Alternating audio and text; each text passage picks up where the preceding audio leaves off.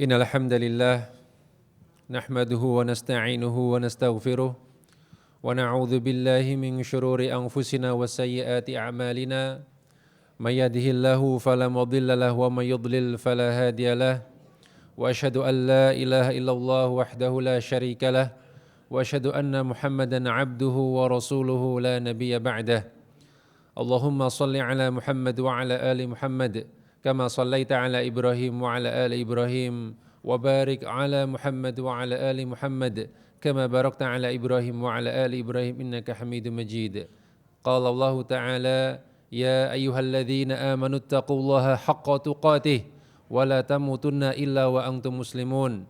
Ya ayyuhan nasu taqu rabbakumul ladzi khalaqakum min nafsin wahidah wa khalaqa minha zawjaha wa batha minhuma rijalan katsiran wa nisaa'a wattaqullaha alladzi tasaaluna bihi wal arham innallaha kana 'alaikum raqiba.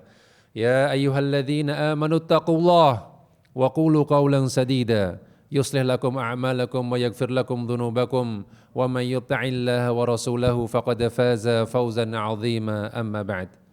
Fa inna astaqal hadithi kitabullah wa khairal hadyi Muhammadin sallallahu alaihi wasallam wa syarrul umuri muhdatsatuha fa inna kulla muhdatsatin bid'ah wa kulla bid'atin dhalalah wa kulla dhalalatin finnar.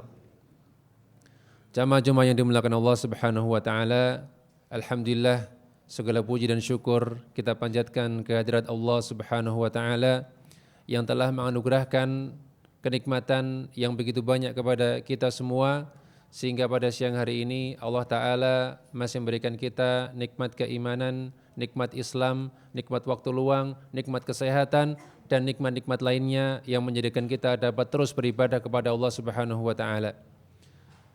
Salawat dan salam semoga senantiasa tercurah untuk Nabi kita Muhammad sallallahu alaihi wasallam dan juga untuk para sahabat beliau dan juga untuk orang-orang yang mengikuti beliau sampai yaumil qiyamah. Amin ya rabbal alamin.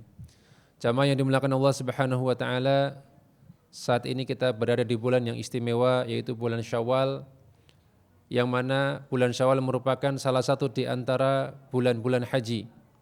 Allah Ta'ala mengatakan Al-Hajju Ashhurum Ma'lumat.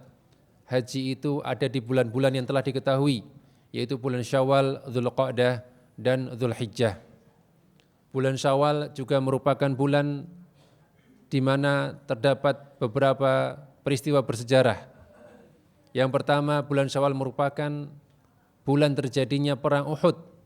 Perang yang memberikan kita pelajaran bahwasanya ternyata ketika seorang bermaksiat kepada perintah Nabi SAW, maka Allah Ta'ala tidak akan memberikan kemenangan kepadanya.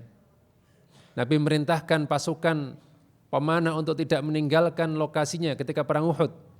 Namun mereka tinggalkan dan mereka memaksiati perintah Nabi, maka Allah berikan kekalahan bagi kaum muslimin di perang Uhud.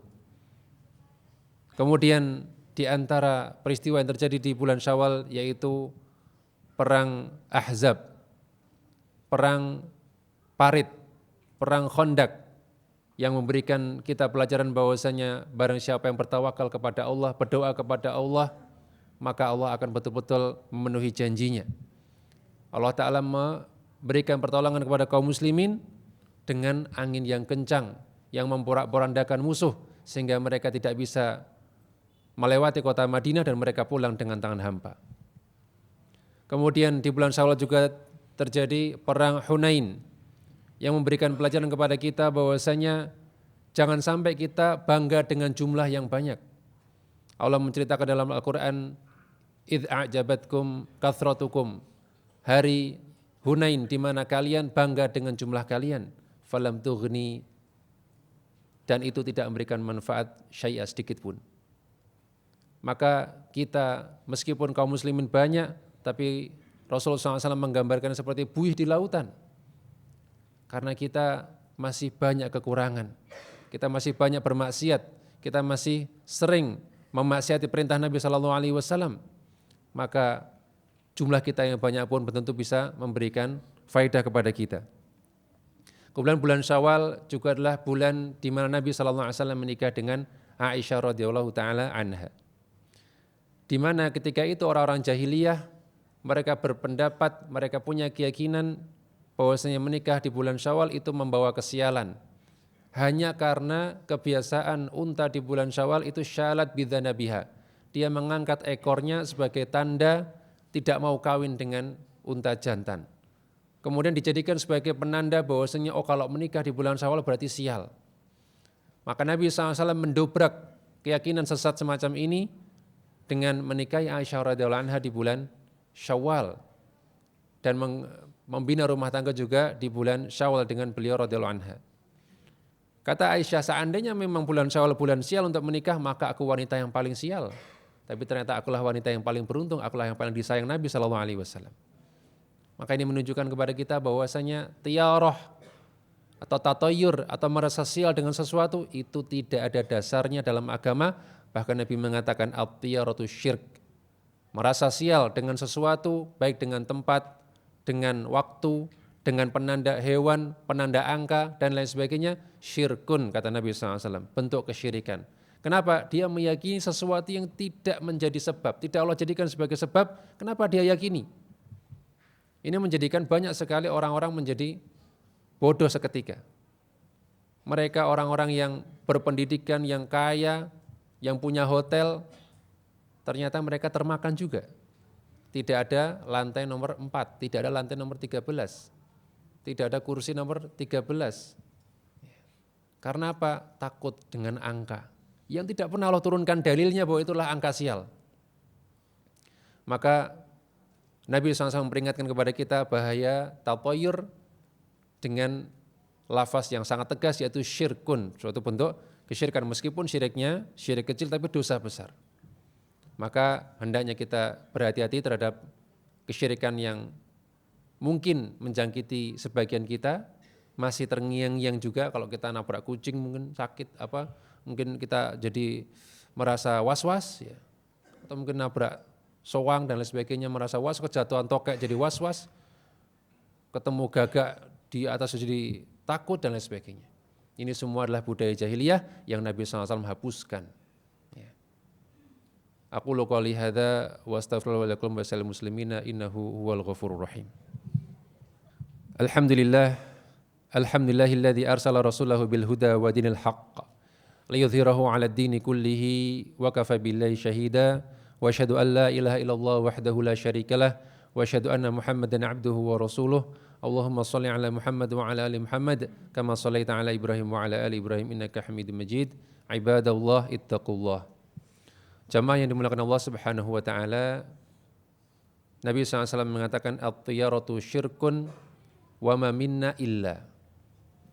Dan syirik, tatoyur itu syirik dan setiap kita itu akan digoda oleh tiyaroh. Setiap kita itu akan digoda, akan dibisiki dengan bisikan-bisikan tatoyur atau merasa sial dengan sesuatu. Akan tapi kata Nabi, walakin yudhibullah bittawakkul. Tapi Allah akan menghapuskannya dengan tawakal. Jadi bentuk kita bertawakallah, kita tidak percaya dengan semua itu. Semakin kita bertawakal kepada Allah, maka kita semakin tidak percaya dengan hal-hal semacam itu. Dan orang yang betul-betul menghindari dirinya dari tatoyur, dari merasa sial dengan sesuatu, dia termasuk calon orang yang masuk surga tanpa hisab. Nabi SAW ketika menyebutkan 70.000 orang yang masuk surga tanpa hisab, Nabi menyebutkan kriterianya, hum la yastarqun, mereka tidak minta diruqyah, la yaktawun, mereka tidak minta diobati dengan besi panas, wala yatatayyarun, mereka tidak tatoyur, mereka tidak merasa sial dengan sesuatu, wa ala rabbihim yatawakkalun, mereka tawakalnya hanya kepada Allah Subhanahu wa taala, tidak tergantung pada peristiwa-peristiwa di sekelilingnya. Wah, kalau ini sial, kalau ini beruntung, kalau ini enggak. Tapi dia hanya bergantung kepada Allah Subhanahu wa taala, dan Nabi juga memberikan solusi, yaitu al-fa'lu, yaitu optimis. Kalau orang bilang suro itu sial, kita menikah di bulan suro. Optimis, ya, yakin kepada Allah Subhanahu wa taala, terjang saja. Maka itulah di antara yang akan mengobati tatoyur yang mungkin menimpa sebagian kita.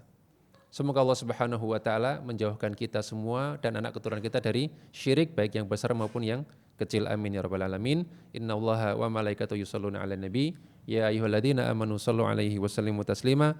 Allahumma shalli 'ala Muhammad wa 'ala ali Muhammad kama shallaita 'ala Ibrahim wa 'ala ali Ibrahim innaka Hamidum Majid. Allahumma ighfir lil mu'minina wal mu'minat wal muslimina wal muslimat al ahya'i minhum wal amwat innaka sami'un qaribun mujibud da'awat. Rabbana taqabbal minna salatana wa ruku'ana wa sujudana wa kafir 'anna sayyi'atina wa tawaffana ma'al abrar. Rabbana ighfir lana wa li ikhwanina alladhina sabaquna bil iman wa la taj'al fi qulubina ghillan lil ladzina amanu rabbana innaka ra'ufur rahim. Rabbana atina fid dunya hasanah wa fil akhirati hasanah wa qina adzabannar. Walhamdulillahi rabbil alamin. Aqimus shalah. Tahukah Anda, ada 3 amalan yang pahalanya tidak akan terputus setelah kita meninggal. Sedekah jariah, ilmu yang bermanfaat, dan doa anak soleh. Salah satu bentuk dari sedekah jariah ialah wakaf untuk masjid atau lahan dakwah. Alhamdulillah, Masjid Pogung Dalangan kembali membuka kesempatan bagi siapa saja yang ingin berwakaf, bersama membebaskan lahan untuk perluasan masjid dan pengembangan sarana dakwah dengan target dana wakaf sebesar 10 miliar rupiah. Pembebasan lahan rencananya akan digunakan untuk perluasan Masjid Pogung Dalangan dan pengembangan sarana dakwah seperti Gedung Ma'had dan Ma'din, Rumah Asatidzah, Studio MPD TV, serta Mualaf Center. Insya Allah, target kebutuhan akan berkembang menyesuaikan kesepakatan dengan pemilik lahan. Semoga Allah mudahkan. Mari bergabung bersama kami dan raih pahala jariah, baik atas nama diri sendiri maupun orang-orang yang kita cintai. Penyaluran dana wakaf dapat dilakukan melalui rekening wakaf berikut: 888 786 0004 atas nama Masjid Pogung Dalangan, atau scan secara langsung kode kris berikut. Untuk konfirmasi dan info lebih lanjut, silakan menghubungi kontak person kami. Jazakumullahu khairan.